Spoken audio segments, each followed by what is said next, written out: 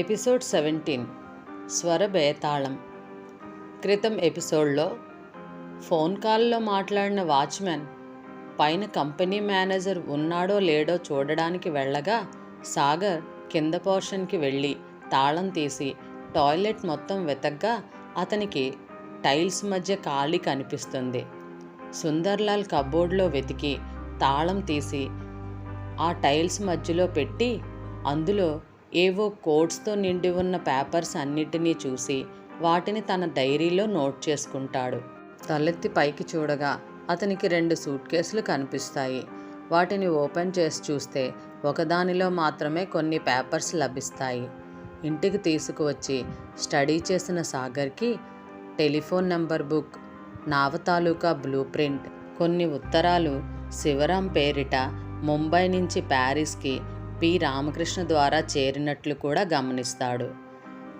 సాగర్ స్నేహితుడు మోహన్తో తనకు సహాయం కావాలని, ఏం చేయాలో ఎలా చేయాలో చెప్తాడు. హిమజ డాక్టర్ రామకృష్ణను కలిసి గిరిధర్ గురించి అడిగి అతని అన్న గురించి కూడా తెలుసుకుంటుంది.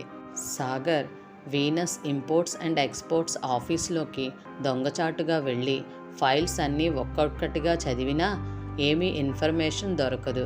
ఫైల్స్ని తిరిగి పెట్టేస్తున్నప్పుడు అరలో సోమశేఖరం డైరీ దొరకడంతో ఆశ్చర్యపోతూ అది తీసుకుని బయటకు వచ్చేస్తాడు. డాక్టర్ రామకృష్ణతో మాట్లాడిన విషయాలన్నీ ప్రకాష్ రావుకి చెప్తుంది హిమజ. అలాగా, అయితే ఆయన తనను తాను సమర్థించుకోవడానికి అలా చెప్పాడన్నమాట. హిమ, నీకు ఫోన్ ప్యారిస్ నుంచి వచ్చి చెప్పింది రాధ. సాగర్ కనుక్కోమన్న విషయాలు తను జూలీ క్లాడ్కు ఫోన్ చేసి చెప్పి మరికొన్ని వివరాలు కనుక్కోమని చెప్పింది. 4 రోజులైనా ఫోన్ రాకపోయేటప్పటికీ ఆ విషయం గురించి ఏమీ తెలియలేదని అనుకుంది. ఇప్పుడు ఫోన్ వచ్చిందంటే, హలో, హిమజ హియర్, నేను జూలీని. మీరు అడిగిన విషయం తెలుసుకోవడానికి సమయం పట్టింది కాస్త. అవును, చాలా కాలమైంది కదూ. ఇక ఆశ వదులుకున్నాను కూడా. మరీ అంత నిరాశ పడకండి. కొంత సమాచారం సేకరించాను. నిజంగా? ఏమిటో చెప్పండి, ఉత్సాహంగా అడిగింది. మీరు చెప్పిన ఆ శివరాం అనే వ్యక్తి హోటల్లో వారం రోజులున్నాడు. ప్యారిస్కి రావడం మాత్రం నైజీరియా లోగోస్ నుంచి వచ్చాడు. ఇక్కడ నుంచి ఇండియా వెళ్ళినట్లు తెలిసింది. అడ్రస్ అహ్మదాబాద్లోది. చెప్తాను, వ్రాసుకోండి. ఆమె చెప్పిన అడ్రస్ నోట్ చేసుకుంది Himaja. Thank you Julie, thank you so much. ఇంకో ముఖ్యమైన విషయం, అతను Indo Taiwan friendship association member అని కూడా వ్రాసుకున్నాడు. అంతకంటే ముఖ్యమైన విషయం, అతను ఇక్కడి నుండి ఇండియాకు విమానంలో వెళ్ళలేదు. భారత్ అనే కార్గో నౌకలో వెళ్ళినట్లు తెలిసింది. ఆ షిప్ దారిలో మాయమైందని, అందులోని 50 మంది ప్రయాణికులు చనిపోయారని ఇక్కడ రికార్డులో ఉంది. మరి అతను పాస్పోర్ట్ నీ దగ్గరికి ఎలా వచ్చింది అడుగుతోంది జూలీ. హిమజ స్తబ్దురాలయ్యింది. ఓడ ప్రయాణంలో మరణించిన శివరాం పాస్పోర్టు గిరిధర్ దగ్గరికి ఎలా వచ్చింది? దాన్నంత జాగ్రత్తగా ఎందుకు దాచాడు? ఇంకా ఏమైనా వివరాలు కావాలంటే ఫోన్ చేయండి. అలాగే, థ్యాంక్ యూ జూలీ. డిస్కనెక్ట్ చేసింది హిమజ. ఎవరు హిమ ఫోన్ చేసింది? ప్రకాష్ రావు అడిగాడు. క్లాడ్ అని అక్కయ్యకి ప్యారిస్లో పరిచయం అయింది. అక్కడి నుంచి కావలసిన ఇన్ఫర్మేషన్ పంపుతోంది. ప్రకాష్ రావు తలూపారు. ఫోన్ రింగ్ అయింది మళ్ళీ. ఈసారి ఫోన్ చేసింది సాగర్. సాగర్, ఇప్పుడే జూలీ ఫోన్ చేసింది. అన్నీ వివరించి చెప్పింది. భారత్లోనా? దాని విషయం ఒకసారి శేఖరం అడిగాడు నన్ను. రేపోసారి డైరీలో కనిపిస్తాయేమో చూడు. ఎప్పుడొస్తున్నావు నువ్వు? తను ఎయిర్పోర్ట్ నుంచి మాట్లాడుతున్నానని, శ్రీ గంగానగర్ వెళ్తున్నానని చెప్పడం ఇష్టం లేకపోయింది సాగర్కు. 2 రోజుల్లో వచ్చేస్తున్నాను అన్నాడు క్లుప్తంగా. ఫోన్ డిస్కనెక్ట్ చేసి టైం చూసుకుంటున్నాడు సాగర్. ఇంకా గంట టైం ఉంది. ట్యాక్సీలో హిమజ చెప్పిన ఇంటికి వెళ్ళడానికి 20 నిమిషాలు పట్టింది.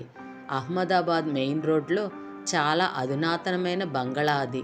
ఒక పక్కగా చిన్న బోర్డు వేలాడుతుంది, ఇండో తైవాన్ ఫ్రెండ్షిప్ అసోసియేషన్ అని. గేట్ దగ్గర గూర్ఖా ఉన్నాడు. శివరాం గారు ఉన్నారా అడిగాడు సాగర్. శివరాం ఎవరు? ఈ ఇల్లు సేట్ సుందర్లాల్ది చెప్పాడతను.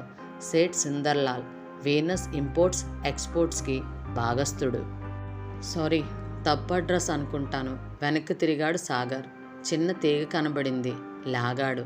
పొద కదులుతున్నట్లుంది. లోపల ఏముందో చూడాలి. మణులో, నాగులో. ఎయిర్పోర్ట్లో అడుగు పెడుతుండగా వినిపించింది అతనికి అనౌన్స్మెంట్.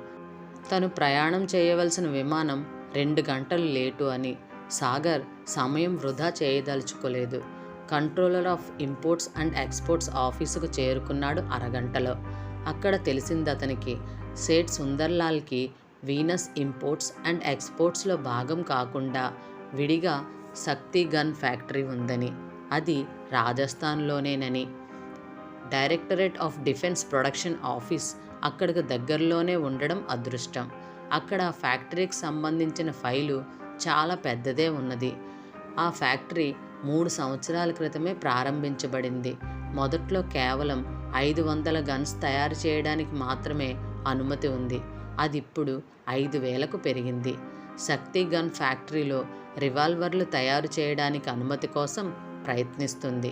కానీ హోమ్ మినిస్టర్ ప్రైవేట్ రంగంలో పిస్టల్ తయారు చేయించడం సమంజసం కాదని అభ్యంతరం తెలపడంతో అది ఆగిపోయింది. కేంద్ర ప్రభుత్వంలో కొందరు మంత్రులు, పార్లమెంటు సభ్యులు వాళ్ళకు ఆ పర్మిట్ ఇవ్వమని హోమ్ మినిస్టర్కి, ప్రధానమంత్రికి కూడా ఉత్తరాలు రాశారు. అదంతా ఇంకా పరిశీలనలోనే ఉంది. కొద్ది కొద్దిగా పొరలు విడుతున్నట్లు అనిపించింది సాగర్కు. 3 సంవత్సరాల్లో ఉత్పత్తి 10 రెట్లు పెంచడానికి అనుమతి లభించడం అంత సులభం కాదు. ఏ రాజకీయ నాయకుల హస్తమో ఉండి ఉంటే తప్ప. ఎయిర్పోర్ట్ చేరే లోపల ఆ ఊరిలో ఉన్న అసోసియేషన్ దగ్గర ఆగాడు సాగర్. అతని అనుమానం నిజమైంది. ఆల్ ఇండియా అండ్ తైవాన్ అసోసియేషన్కు డాక్టర్ రామకృష్ణ అధ్యక్షుడు. అనేక మంది మంత్రులు, పార్లమెంట్ సభ్యులు అందులో మెంబర్స్. అవతల వైపు సాగర్ ఫోన్ డిస్కనెక్ట్ చేయగానే రిసీవర్ క్రెడిల్ మీద నుంచి ఆలోచనలో పడింది హిమజ.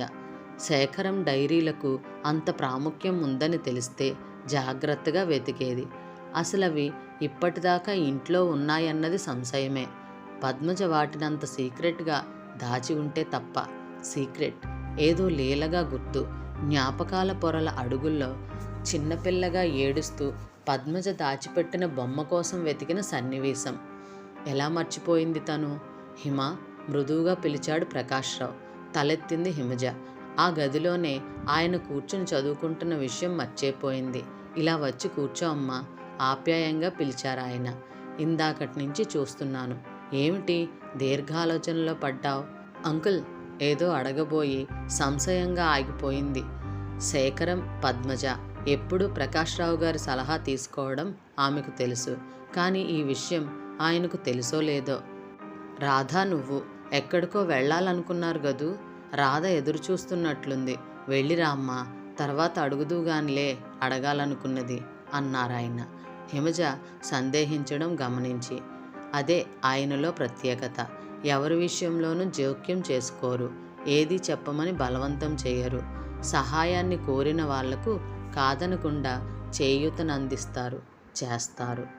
అంకుల్, శేఖరం ఎప్పుడైనా భారత్ అనే నౌక గురించి మీతో ఏమన్నా అన్నాడా? భారత్ ఆలోచిస్తూ అన్నాడాయన.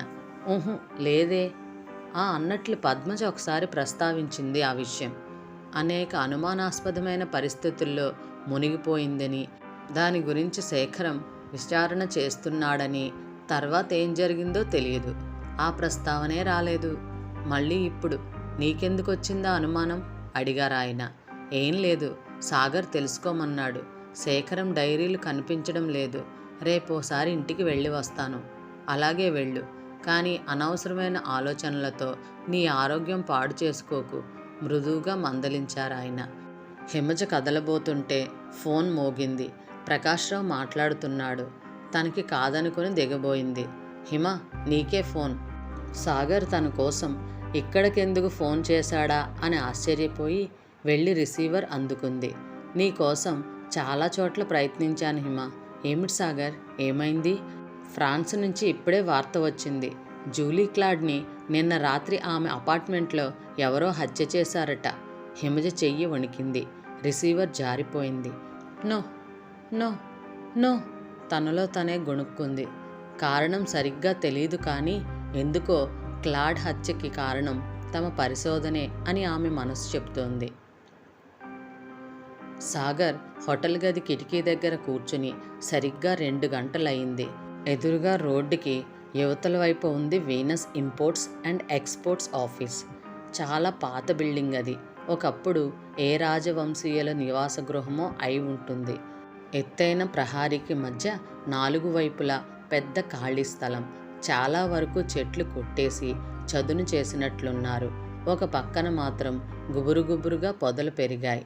మధ్యాహ్నం తర్వాత శక్తిగన్ ఫ్యాక్టరీ ట్రక్కులు 2 వచ్చాయి, నిండా సరుకుతో. 4 పనివాళ్లు వచ్చి సరుకు దించి లోపలికి తీసుకెళ్ళిపోయారు. చూస్తున్న కొద్దీ సాగర్కు ఆ ఆఫీసులోకి చొరపడాలన్న కోరిక అధికం కాసాగింది. అతడి సిక్స్త్ సెన్స్ చెప్తుంది, ఒక్కసారి వెళ్తే అక్కడి గుట్టు బయటపడొచ్చని. అనుకోకుండా ఆ రాత్రి దొరికింది ఆ అవకాశం. సాయంత్రం 6 గంటల నుంచి ప్రారంభమైంది వర్షం. రాజస్థాన్లో వర్షపాతం తక్కువ. పక్కనే ఎడారి మూలంగా వాతావరణం ఎప్పుడూ పొడిగానే ఉంటుంది. కానీ వర్షం కురవడం మొదలు పెడితే కుంభవర్షమే. రాత్రి 10 అయ్యేటప్పటికి వర్షం ఉధృతంగా పెరిగింది. దానికి తోడు కరెంటు పోయి అంతా చీకటి.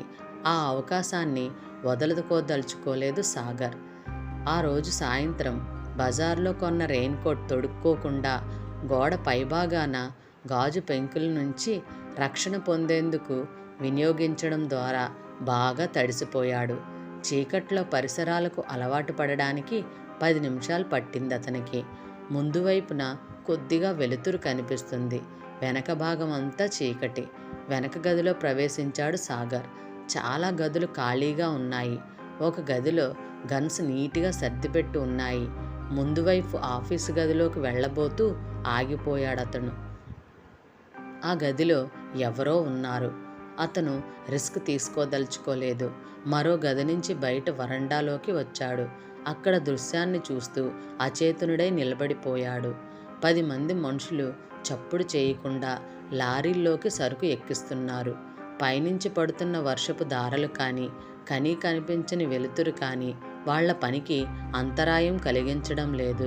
చీకట్లో పని చేయడం అలవాటున్న వాళ్లలా నిశ్శబ్దంగా పని సాగిస్తున్నారు. పైన వరండాలో కాస్త దూరంలో నిలబడి లైటు చూపిస్తూ పర్యవేక్షిస్తున్నాడు ఒక వ్యక్తి. అతను Venus imports and exports managing director సుందర్లాల్గా గుర్తించాడు సాగర్. అతని సమయంలో ఇక్కడ సరుకులు ఎక్కించడానికి స్వయంగా రావాల్సిన అవసరం ఏమిటి? కాసేపటికి పనివాళ్లు వెళ్ళిపోయారు. అందరూ వెళ్ళిపోయారని నిర్ధారణ అయ్యాక లోపల ఎవరినో పిలిచాడు సుందర్లాల్. 2 వ్యక్తులు లోపల నుంచి వచ్చారు. సుందర్లాల్ లైట్ చూపిస్తుండగా ఆ 2 లారీలకున్న నంబర్ ప్లేట్స్ మారుస్తున్నారు. సాగర్ అక్కడి నుంచి మెల్లగా కదిలాడు. ఆ కదలడంలో చేతిలో ఉన్న టార్చ్ పక్క గోడకు తగిలి చిన్నగా చప్పుడయింది. వెంటనే టార్చ్ వెలుతురు అటువైపు పడింది. అప్పటికే సాగర్ అక్కడి నుంచి తప్పుకున్నాడు. ఏ ఎలుకో అయి ఉంటుందిలే అన్నారెవరో. సరే, అంతా రెడీయేగా, వెళ్ళి వాళ్ళని లేపు, బయలుదేరాలిక. సుందర్లాల్ స్వరం. అందరూ లోపలికి వెళ్తున్నారు. అడుగుల చప్పుడు. సాగర్ కదలకుండా నిలబడ్డాడు. వర్షం ధారలుగా అతని మీద పడుతుంది. వేసుకున్న బట్టల్లోంచి వర్షపు నీళ్లు కిందకి ప్రవహిస్తున్నాయి. సాగర్ కదల్లేదు. బూట్ల నిండుగా నీళ్లు. చలికి కంకర్లు పోతున్న కాళ్ళు చేతులు. అయినా సాగర్ కదల్లేదు. అతని కళ్ళు మాత్రం కదులుతున్నాయి. అరగంట నుంచి ఆ చీకటికి వాతావరణానికి అలవాటు పడ్డ కళ్ళు నిశితంగా గమనించాయి వరండాలో స్తంభం పక్క నిలబడి ఉన్న వ్యక్తిని. అతనికి అనుమానం వచ్చిందని సాగర్కి తెలుసు. వెళ్ళిపోతున్నట్లుగా మాట్లాడి ట్రాప్ చేయడానికి ప్రయత్నించడం ప్రొఫెషనల్స్ వేసే పథకం. పావుగంట తర్వాత అవతలి వ్యక్తి అనుమానం తీరి లోపలకు వెళ్ళడం గమనించాక వచ్చిన దారినే బయటపడ్డాడు సాగర్. అర్ధరాత్రి నీళ్లోడుతున్న బట్టలతో వచ్చి ఫోన్ కోసం అడుగుతున్న సాగర్ని ఆశ్చర్యంగా చూశాడు హోటల్ మేనేజర్. మాట్లాడడం పూర్తి చేసి తన గదిలోకి వెళ్ళి బట్టలు మార్చుకుని వచ్చేటప్పటికి పోలీస్ జీప్ సిద్ధంగా ఉంది. ఒంటరిగా ఇంట్లో అడుగు పెడుతుంటే ఎందుకో ఒళ్ళు జలధరించినట్లు అనిపించింది హిమజకు. తోటలో చెట్లన్నీ విషాదంగా పలకరించినట్లు అనిపిస్తోంది. 4 రోజులకే బెంగ పెట్టుకున్నాయా? నవ్వుకుంది హిమజ. అనుభూతులను, ఆత్మీయతను తోటి మనుషులే కాదు, ప్రాణం లేని వస్తువులు కూడా పంచుకుంటాయి నిశ్శబ్దంగా. స్టడీ రూమ్లో పుస్తకాలు తీస్తుంటే చేతులు వణికాయి. తనకిష్టమైన మిక్కీ మౌస్ బొమ్మను పద్మజ దాచేస్తే ఇలాగే వెతుక్కోవడం. పద్మ, ఇంకా చిన్నపిల్లవా, చెల్లినలా ఏడిపిస్తావే అని అమ్మ కోప్పడ్డం. దానికి ఏమంత వయసు వచ్చిందని, అది చిన్నపిల్లే అని తండ్రి ఆత్మీయంగా పద్మజను సమర్థించడం అంతా కలలా అనిపిస్తోంది. అందరూ వెళ్ళిపోయారు తనని ఒంటరి చేసి. ఆలోచనలకు పులిస్టాప్ పెట్టి కింద అర తెరిచింది హిమజ. సంతోషంతో ఆమె ముఖం విప్పారింది. 4 డైరీలున్నాయి అందులో. ఉత్సాహంగా ఒకటి చేతిలోకి తీసుకుంది. ఆమె ముఖం పాలిపోయింది. లోపల చాలా పేజీలు లేవు, ఎవరో చింపివేశారు. గాబరాగా అన్ని డైరీలు తీసింది. అన్నీ అంతే. అదృష్టం, దురదృష్టం రెండూ పోటీ పడుతూ మనుషులతో ఆడుకుంటాయి కాబోలు. నీరసంగా పద్మజ గదిలోకి వచ్చింది హిమజ. ఆమెకు చెప్పలేని కసిగా ఉంది. ఎదురుగా రతి మన్మధుల బొమ్మ. అది గిరిధర్ తీసుకొచ్చాడని ఎంతో అపురూపంగా చూసుకునేది పద్మజ.